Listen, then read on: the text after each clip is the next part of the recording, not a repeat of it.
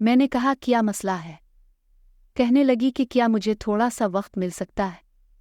मैंने बड़ी मासूमियत से इसे कहा कि कुछ तो मेरा ख्याल काफ रू। वो कहने लगी मुझे वक्त चाहिए। मेरे दिल ने कहा धत तरीकी अभी भी वक्त चाहिए। हम हैं मुश्ताक वो हैं बेजार आलाही माजुरा क्या है।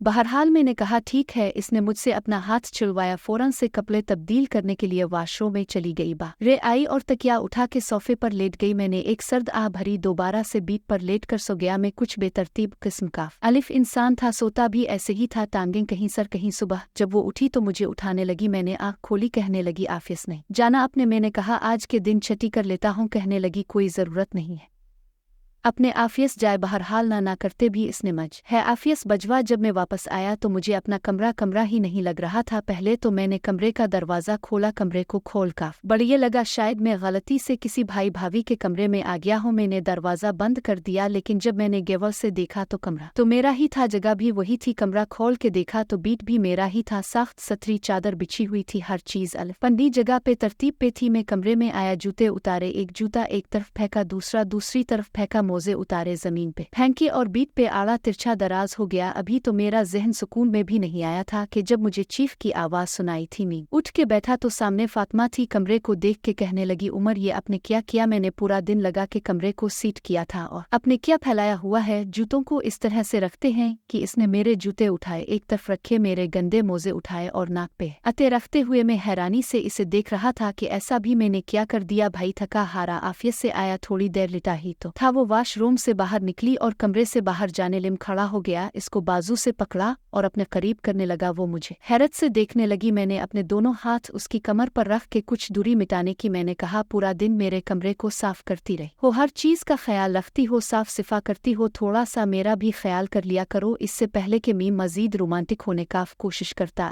सीन ने दोनों हाथ मेरे सीने पे रखे और पीछे हटने लगी। मैंने कि फातिमा ये ज्यादती है मेरे साथ। कहने लगी मेरा जी छोटिए मतला रहा है प्लीज। ये सुनने कमजे अजीब सा लगा। वो पीछे हिट गई। कहने लगी तौबा अब से कितनी गंदी पसीने की बो आती है, जाके